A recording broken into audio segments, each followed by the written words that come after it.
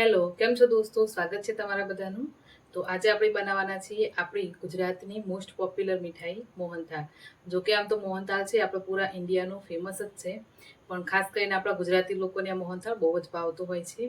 અને આજે જે મોહનથાળ બનાવવાની છું હું, એમાં કોઈ પણ માવો કે કોઈ પણ પ્રકારનું મલાઈ કે એવું કશું નાખવાનું નથી. બસ એમ જ જે રીતે આપણે હલવાઈ સ્ટાઇલ મતલબ હલવાઈ જે રીતે બનાવે છે મોહનથાળ એ રીતે જ બનાવીને તૈયાર કરીશું. અને હા, ન માવો છે ન મલાઈ છે, તેમ છતાં પણ આપણું મોહનથાળ કઈ રીતે આપણે દાણેદાર અને કણીવાળું બનાવવું એ ખાસ તમે જોજો. તો ચાલો મોહનથાળ બનાવવાનું આપણે શરૂ કરીએ. તો આજે આપણે જે મોહનથાળ બનાવવાના છીએ ને એ મોહનથાળ આપણે 1 કિલો ચણાના કકરા લોટમાંથી બનાવવાના છીએ. તમારી પાસે ચણાનો કકરો લોટ ના હોય ને તો તમે ઝીણો લોટ બેસન આવે ને એ પણ લઈને બનાવી શકો છો. ધાબો દેવાથી આમ પણ આપણો જે લોટ છે ને એ દાણેદાર બનવાનો છે.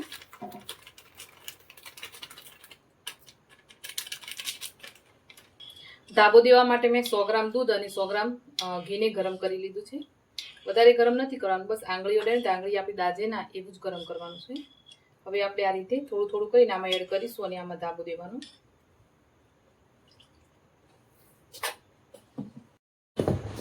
ઘી અને દૂધ નાખ્યા પછી આપણે આને આ રીતે હલાવશું. આ રીતે આમામ નથી કરવાનું, હાલ આ રીતે કરવાનું. પહેલા આ રીતે છૂટું છૂટું મિક્સ કરી લેવાનું અને પછી આ રીતે બે હાથથી આને મસળવાનું, એટલે આની અંદર મસ્ત એવી કણી પડશે.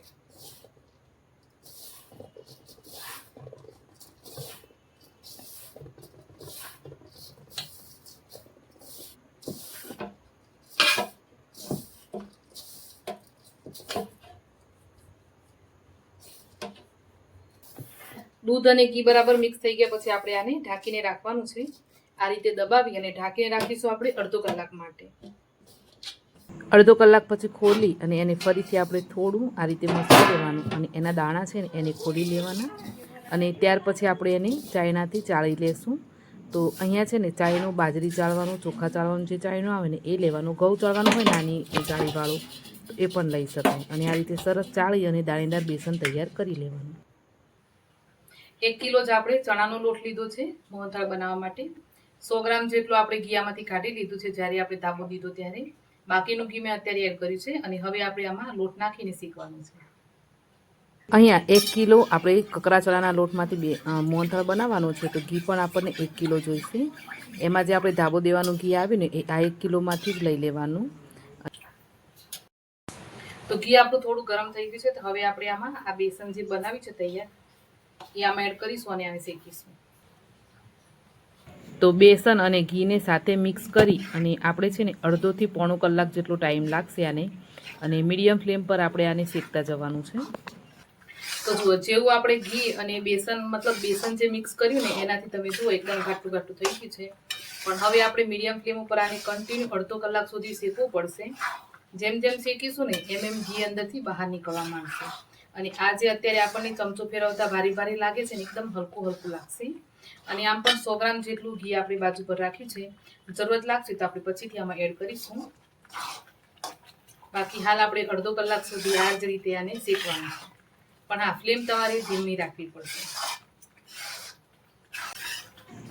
તો આમ જોવા જઈએ ને તો મોહનથાળ બનાવવું બહુ જ અઘરું લાગતું હોય છે, પણ જેટલું અઘરું આપણને લાગતું હોય છે ને એટલું અઘરું હોતું નથી. બસ આને શેકવાનો ટાઈમ આપણે લેવાનો છે અને ફ્લેમ ધ્યાનમાં રાખવાની છે. સાથે સાથે આના માટે જે આપણે ચાસણી બનાવીએ ને એ ચાસણીનું ખાસ ધ્યાન રાખવાનું છે. બસ તો જ આપણો મોહનથાળ સરસ બનશે. તો અહીંયા છે ને આને શેકતા શેકતા મને અડધોથી પોણો કલાક લાગી જ જવાનું છે. તો જેમ જેમ તમે જોશો તો શેકાતા શેકાતા એનો કલર પણ ચેન્જ થતો જશે અને એની ક્વોન્ટિટી પણ થોડી આ રીતે ફૂલી અને વધતી જશે. તો આ રીતે તમારે છે ને મીડિયમ ફ્લેમ ઉપર આને સરસ એવું શેકવું પડશે અને ટાઈમ તો તમને લાગશે. તો જ મોહનથાળ સારું બનશે. ઠીક છે.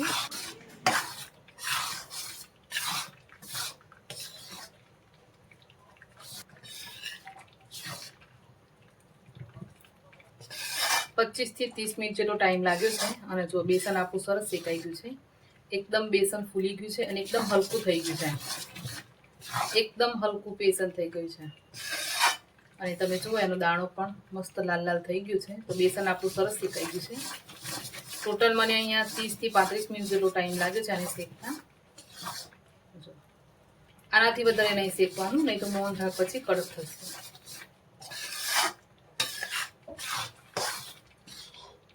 હવે મોહનથાળને એકદમ બજાર જેવો દેખાવે બને એના માટે મેં અડધી વાડકી પાણી લીધું છે અને પાણીની અંદર ઓરેન્જ ફૂડ કલર ઓગાળીને રાખ્યું છે. ટોટલ 1 ચમચી ઓરેન્જ ફૂડ કલર લીધો છે અને અડધી વાડકી પાણી લીધું છે. તો હા, આમાં પાણી જ લેવાનું છે. એમાં ઓગાળી અને આપણે આ રીતે સરસ શેકાઈ જાય ને છેલ્લે આમાં એડ કરી દેવાનું. જેવું તમે પાણી એડ કરશો ને જે ફૂડ કલરવાળું છે, તરત જ આ રીતે ફૂલવા માંડશે બેસન અને કઢાઈમાંથી બહાર ના નીકળી જાય એનું પણ ખાસ ધ્યાન રાખજો.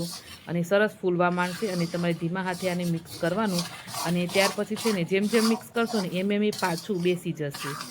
જે અત્યારે ફુલાવો થયો છે ને ધીમે ધીમે બેસી જશે આ રીતે. ઠીક છે? તો ત્યાં સુધી આને મિક્સ કરવાનું અને હવે આને બાજુ પર રાખી દઈશું અને આપણે ચાસણી બનાવી લઈએ. હવે 1 કિલો આપણે કકરો લોટ લીધો તો ચણાનો, એટલે એના સામે આપણે 1 કિલો ખાંડની ચાસણી બનાવશું. તો હવે આપણે દોડતાની આમાં ચાસણી બનાવશું મોહનથાળ માટે.